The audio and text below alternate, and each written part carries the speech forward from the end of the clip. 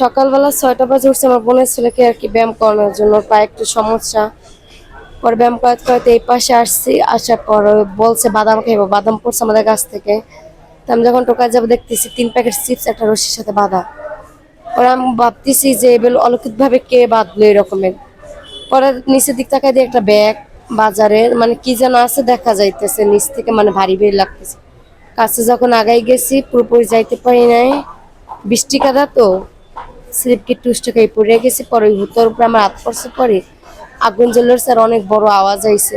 আমার মা পড়ে গেছে আর বোনের ছেলে, আর আমার ওই পা বুঝে কাইটে কেটে গেছে, কাইটে কেটে গেছে। আমি আবার সকাল 6টার দিক দিয়া উঠছি, খালামণি আয় তোর পেয়ে বুড়ে দিয়েই তো জানার সময় একটা খালামণি বাদাম পড়া পাইছিল গাছ থেকে। তো বাদামটি টোকে ঘরে যায়, আবার আইসে দেখে আবার বাদাম পসে। তো বাদামটি উড়াইয়া এই করে চোখ পসে, চোখ পেটা দেখে কি আমি একটা বেড়ার লগে চিপস টাঙানো, চিপসের লগে একটা দড়ির লগে একটা ব্যাগ। এখন আবার খালামণি আবার যাইতেছিল, একটা ইটা আসলে ইটাতে পা পিছলাইয়া চিয়া দড়ি উপরে বসে, দড়িতে টান খাইয়া ব্যস্ত হয়ে গেছিল। আমি 6:30টার দিকে আমাকে ফোন দিছে, বলতেছে একটা দুর্ঘটনা হয়েছে, সবাই তাকে অ্যাম্বুলেন্সে করে ঢাকায় শেরেবাংলা মেডিকেলে নিয়ে গেছে। এই কথা শুনে আমি অতি দ্রুত আমি ঢাকাতে আমার স্ত্রী আর আমি শেরেবাংলায় আসছি।